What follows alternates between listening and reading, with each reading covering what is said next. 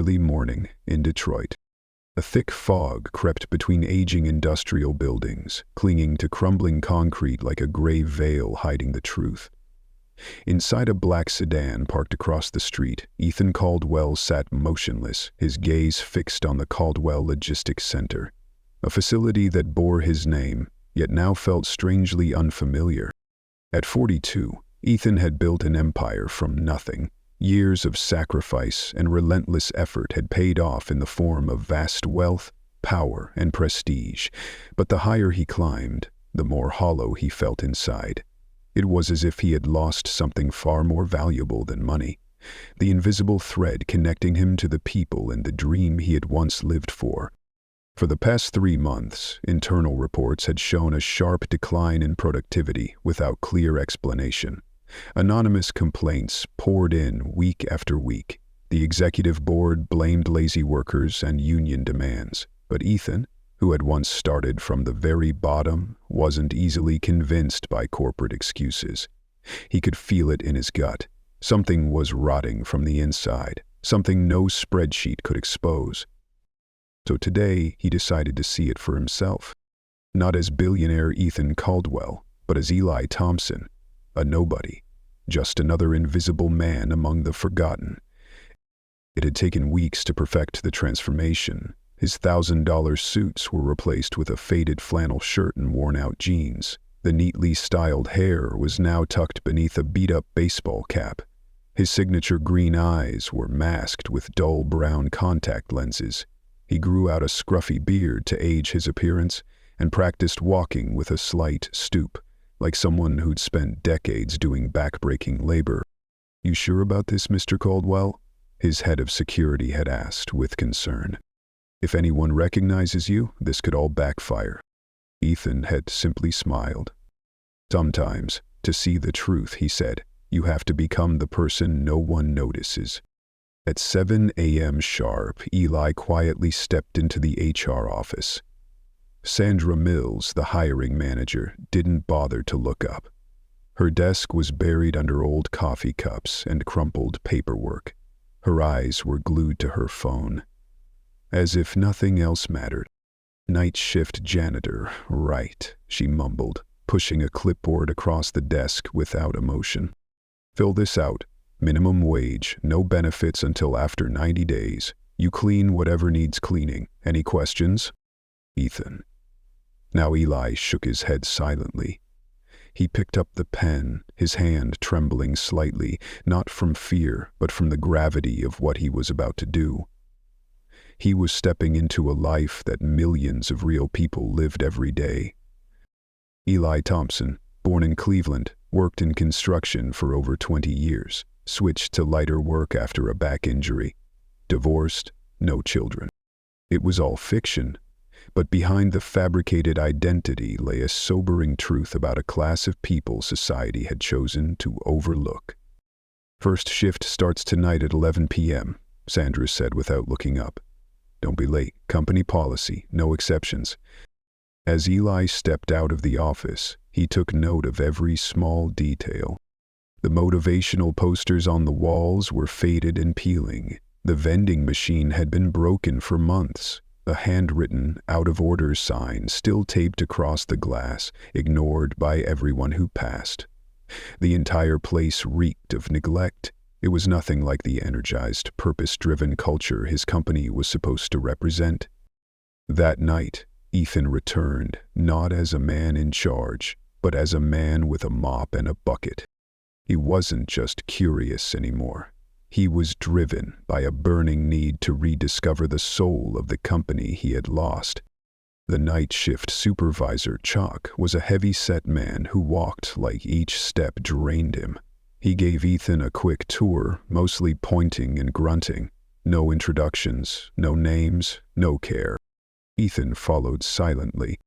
Each hallway, each room, each flickering light whispered something to him. This wasn't just a warehouse. It was a graveyard of forgotten dreams. Once the man who led from the front was now waking up to the painful truth. He had become part of the neglect. "Bathrooms, break rooms, offices, clean it all," Chuck said flatly. tossing him a ring of keys. "Stay out of the way of the real workers, and we won't have a problem." It was a casual dismissal, a shrug of authority. Ethan instinctively wanted to push back, to assert himself, but he swallowed it down. He wasn't here to preach. He was here to watch, to listen.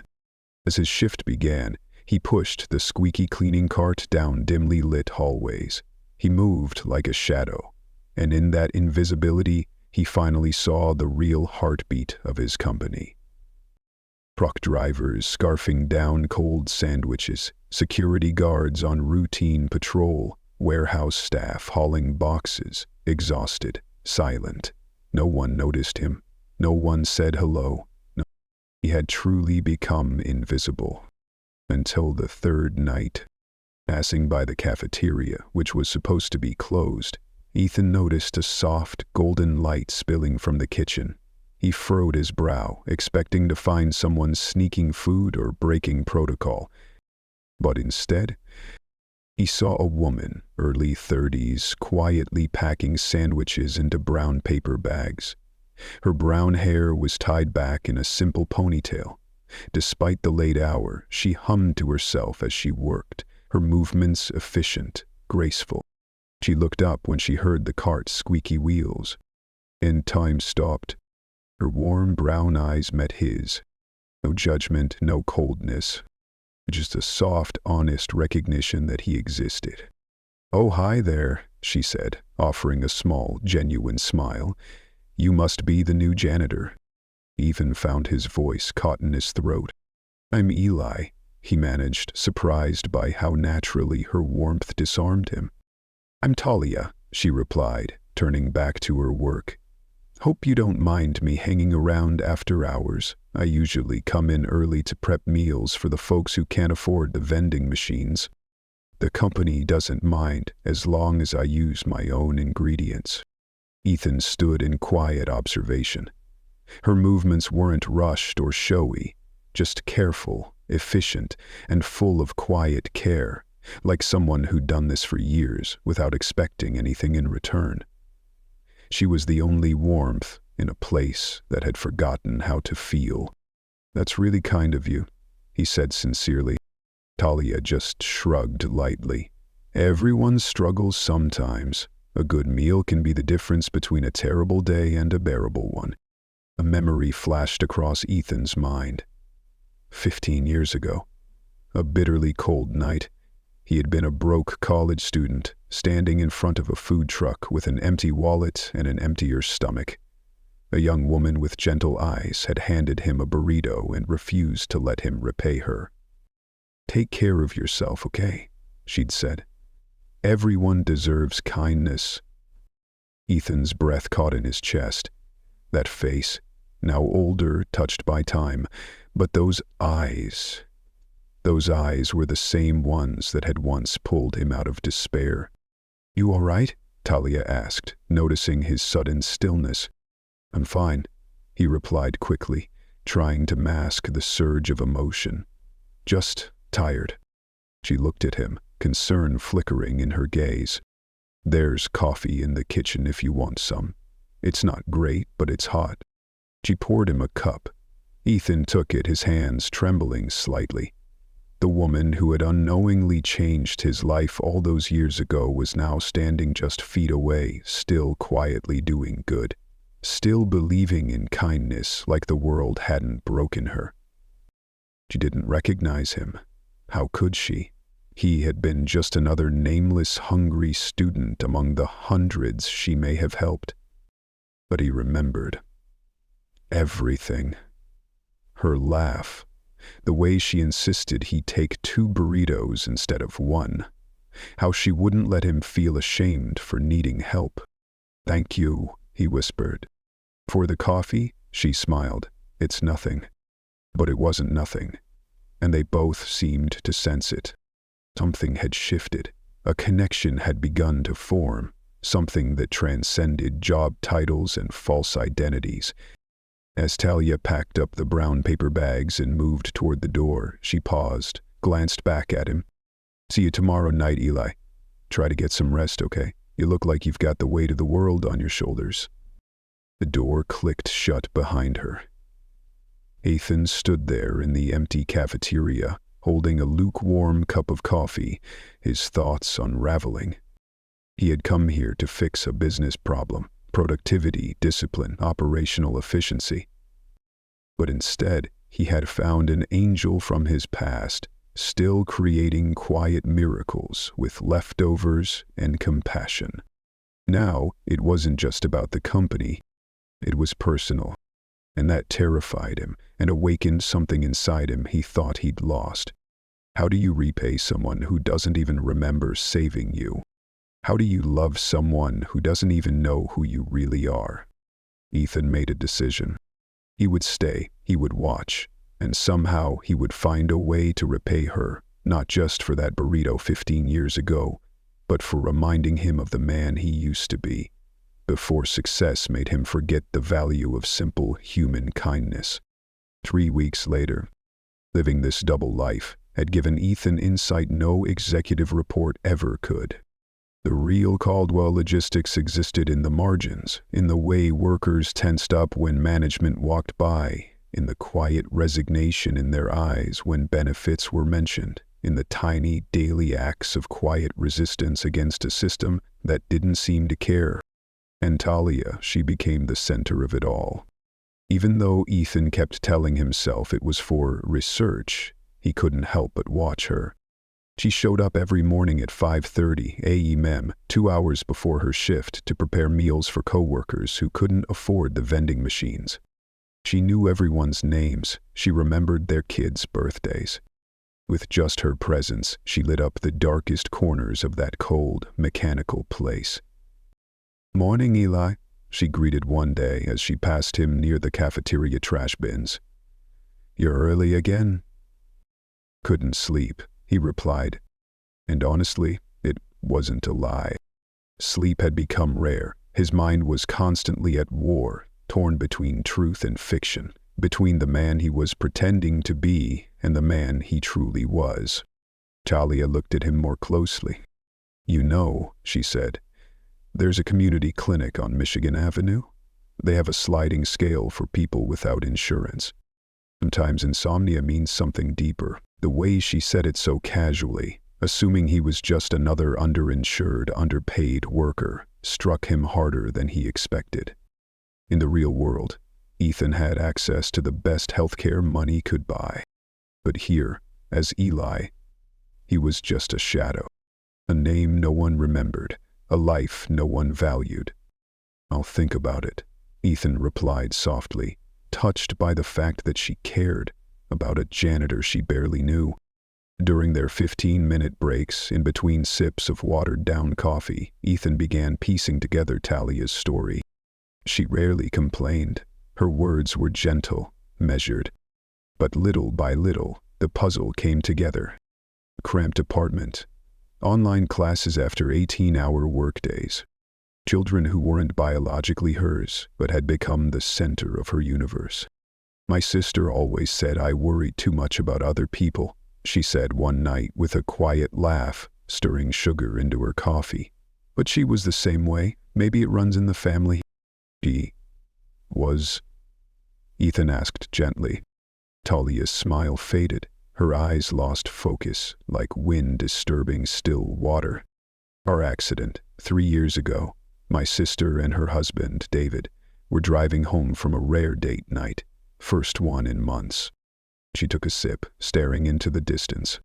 "They left behind 3 kids. Emma's 12 now, the twins just turned 8. Silence fell between them, heavy and full of sorrow. Ethan's throat tightened. He wanted to reach for her, to comfort her. But Eli, the janitor, didn't have that right. "I'm so sorry," he managed. "The kids are okay," she said quickly, pushing the pain aside. "Emma helps them with homework while I'm at work. She's practically raising her brothers now. It's not fair, but we make it work." In the days that followed, Ethan watched her with growing admiration and rising fury. He saw her discreetly slip a $20.00 bill to Marcus, the night security guard, so he could afford his insulin. He saw her stay late to help Rosa, the older cleaning lady, finish her shift so she could get home to care for her sick mother. He saw her stand up for Jimmy, the delivery driver with a stutter, when others made jokes behind his back. But what broke something inside Ethan was the way management treated her. Chuck, the night shift supervisor, seemed to take pleasure in making Talia's life harder. He gave her the worst shifts, the heaviest loads, nitpicked her work. Sandra Mills, the HR manager, was even colder, treating employees like disposable assets. "I think she believes she's special," Ethan overheard Sandra sneering to Chuck. "Playing Mother Teresa, someone needs to remind her where she really stands." Those words made Ethan's blood boil. But Eli, the invisible man, could only clench his fists and keep scrubbing the floors. The final straw came on a rainy night. Talia looked more exhausted than ever. Ethan couldn't sit still. He followed her home, not out of suspicion, but because he was worried.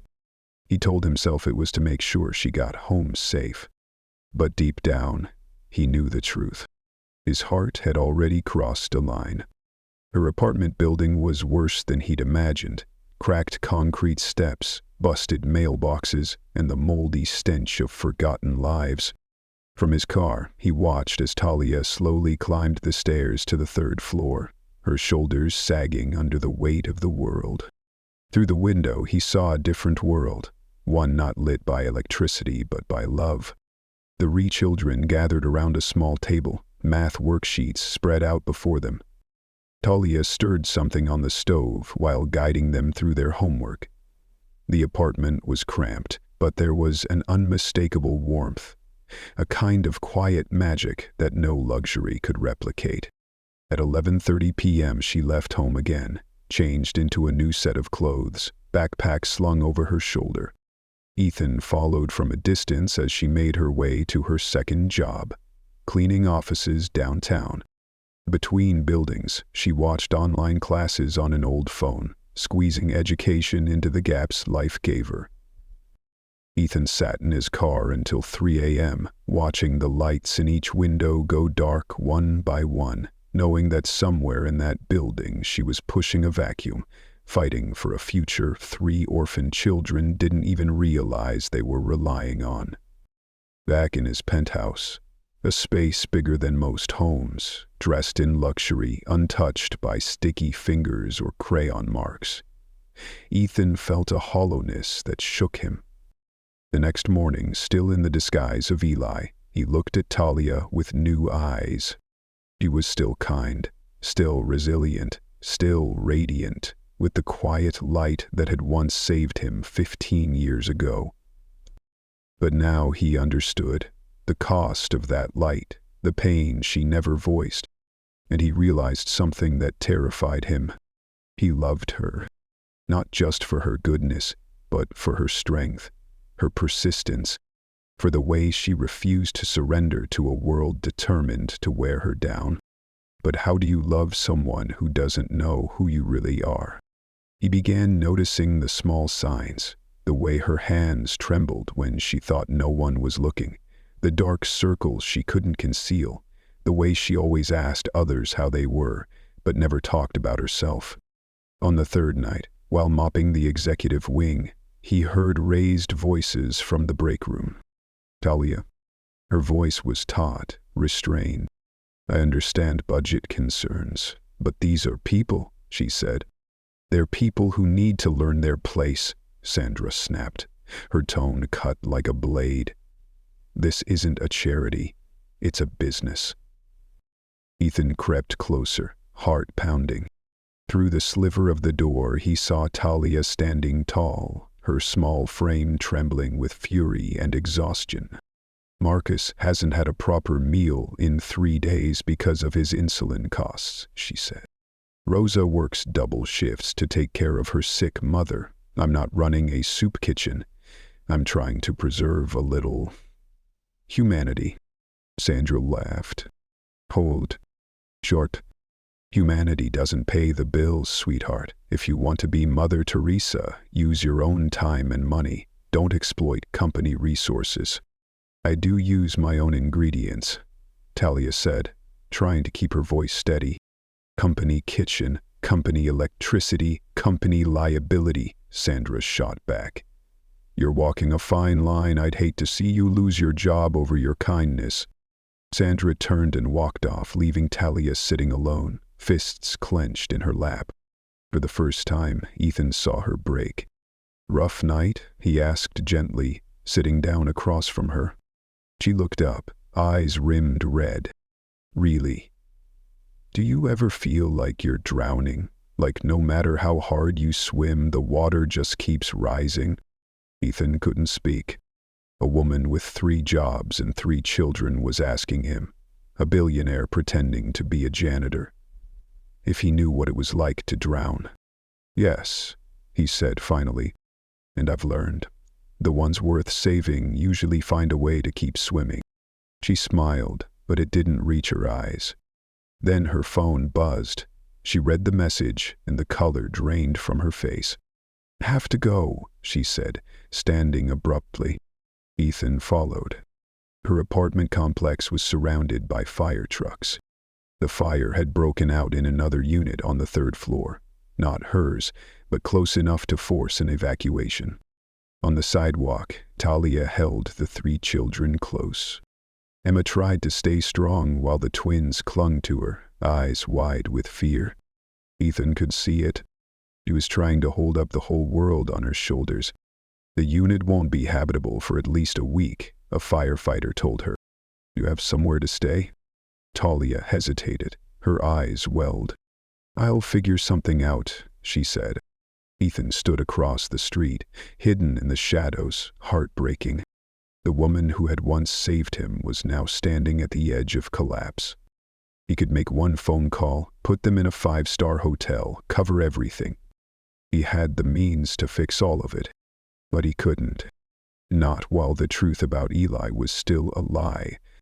That night, he watched her wrap her arms around 3 frightened children and walk into the unknown, and he made himself a promise. This ends. This disguise, this game, it had to end.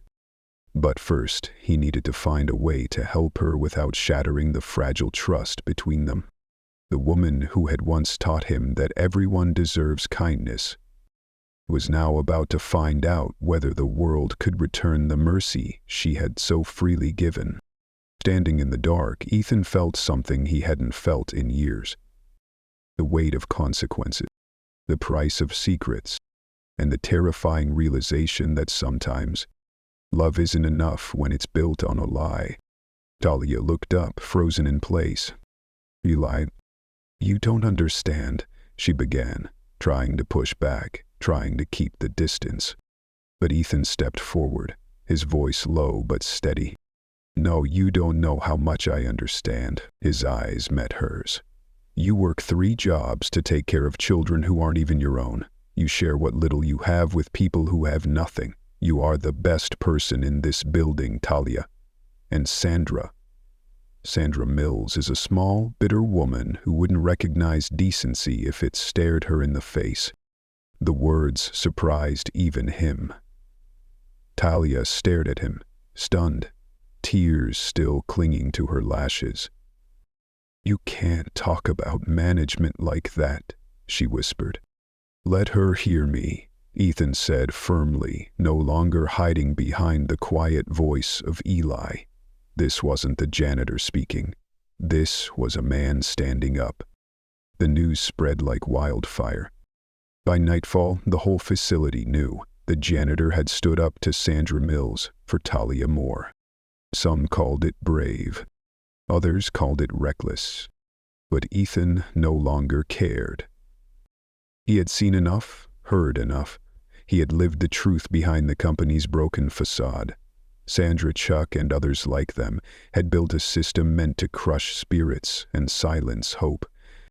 Tomorrow, the charade would end. The emergency all-staff meeting was set for 2 p.m. Friday.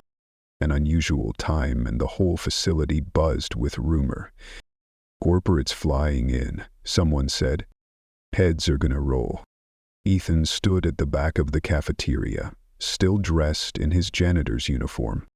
Talia sat near the center with the cafeteria team, pale and quiet, visibly anxious. Sandra Mills paced near the front, smoothing her blazer and glancing at her phone.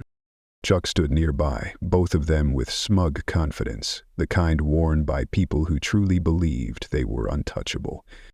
At exactly 2:00 p.m., the corporate leadership team entered. Ethan recognized them immediately, executives who once shook his hand across long mahogany tables, but had never seen him in worn boots and a flannel shirt. Johnson, the head of security, stepped up to the microphone. "Thank you all for coming on short notice," he began. "We're here because of serious concerns about the management culture at this facility." Murmurs rippled through the room. Ethan saw Talia's hands clench in her lap. "Before we go further," Johnson continued, "I'd like to introduce someone who's been investigating the situation firsthand for the past 6 weeks. This was it." Ethan inhaled deeply and stepped forward. Every eye in the room locked on him. Confusion, shock, then disbelief. "Most of you know me as Eli," he said, voice calm and clear. "But that's not my real name." He took off the baseball cap, moved to contact lenses. The room gasped. The unmistakable green eyes, the ones that had graced finance magazines and global business reports, were now staring straight ahead. "My name is Ethan Caldwell," he said, "and I'm the CEO of this company." Chairs scraped against the floor, gasps filled the air. But Ethan looked at only one person. Talia. She didn't move.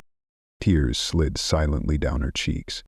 "For 6 weeks," he continued, "I've lived and worked here as a janitor to see the truth that numbers can't capture. I've witnessed misconduct, toxic leadership, and a management culture that's choking the life out of this place." Sandra had turned ghost white. Chuck looked ready to be sick. "Effective immediately, Sandra Mills is terminated for cause." Chuck Patterson. "Same goes for you. An interim leadership team will be announced on Monday." Security stepped forward. Sandra and Chuck didn't fight it.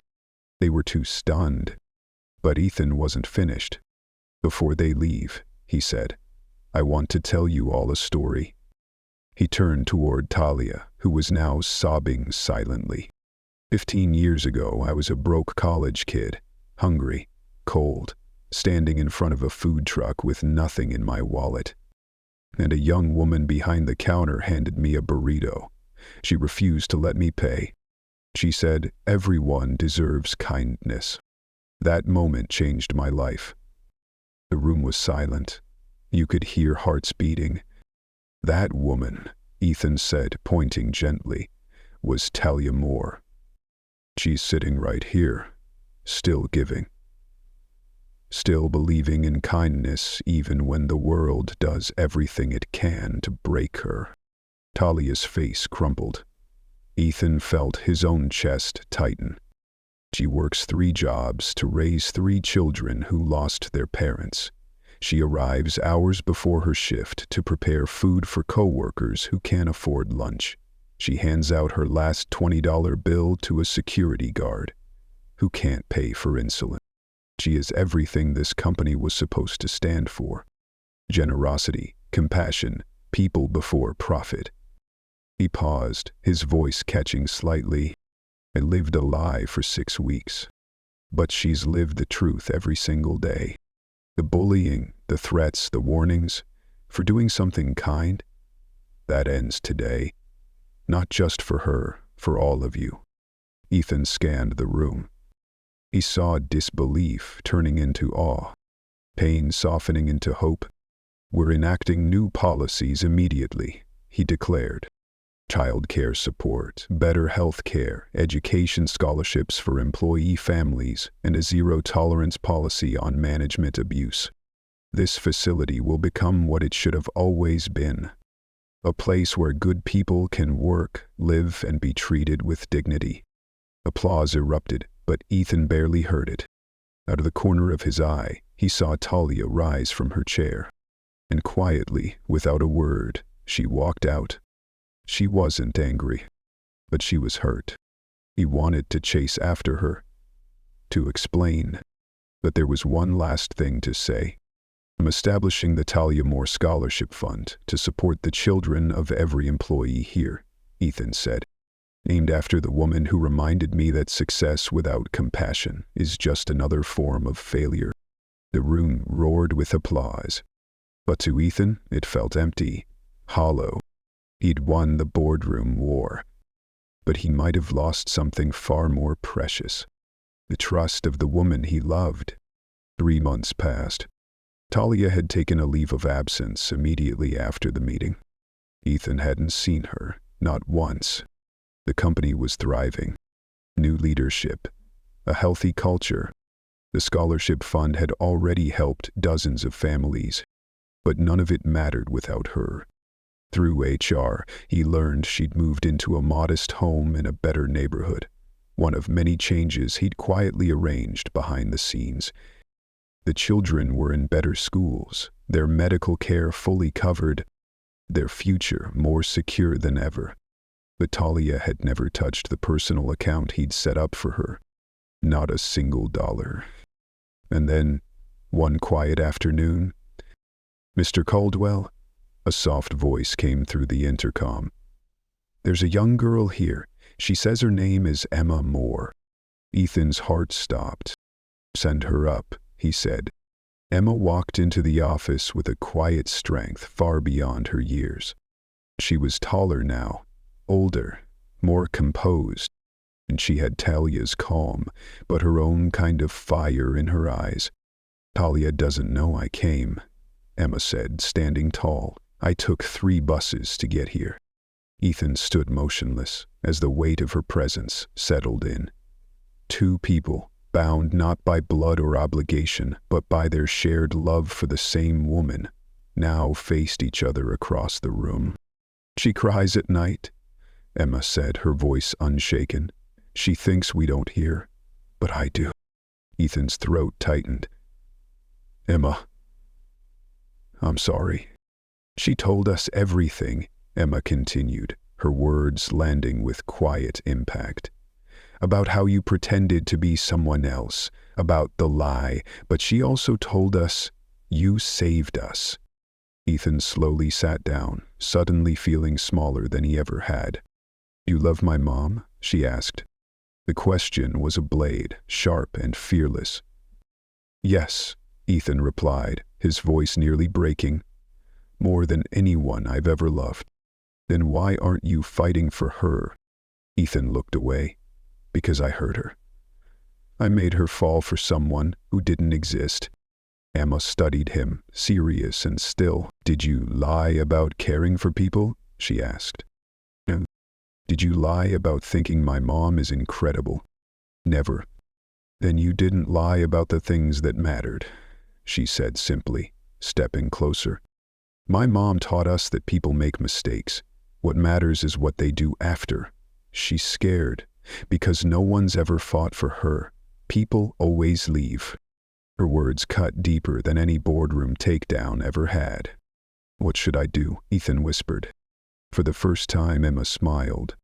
"Stop trying to fix everything with money," she said. "Come to the community garden on Saturday. She'll be there, with the kids from the company's new child care program." Saturday came. Ethan stood at the edge of the community garden, his hands empty, heart pounding like a teenager about to confess his first love. Children's laughter echoed in the air. The scent of fresh soil and blooming flowers mingled with hope as families planted vegetables and dreams in the once abandoned lot. And then he saw her. Talia knelt beside a young boy, helping him plant tomato seedlings. Her face glowed with that quiet kindness he remembered, but behind her eyes lingered a sadness he hadn't seen before. Emma spotted him first.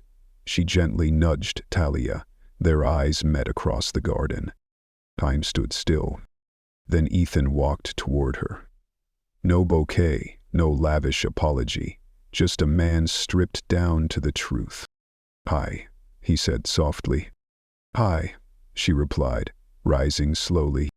Even the children instinctively gave them space, sensing the gravity of the moment. "I'm sorry," Ethan said, "for lying, for making you doubt what was real between us." Talia's eyes glistened. What was real, Ethan? The janitor who listened, or the billionaire who could fix everything? "Worth," he said without hesitation, "the man who fell in love with your kindness was real. The one who admired your strength, who was humbled by your generosity.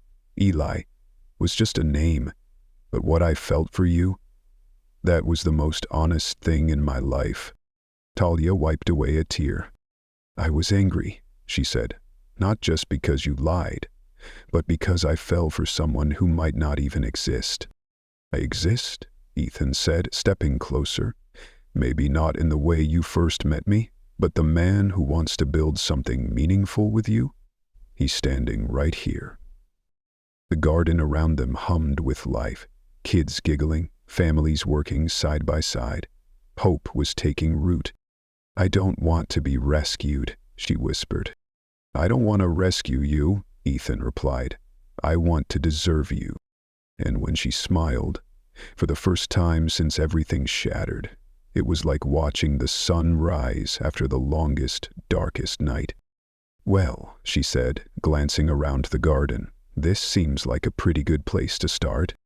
6 months later, in that same garden, beneath the warm gold of a late afternoon sun, surrounded by families whose lives had been touched by them both, Ethan knelt down on one knee. Not as a CEO asking his employee, but as a man who had learned that the truest wealth doesn't come from power or dollars, but from the courage to become worthy of love. He didn't need a stage or a speech, only heard.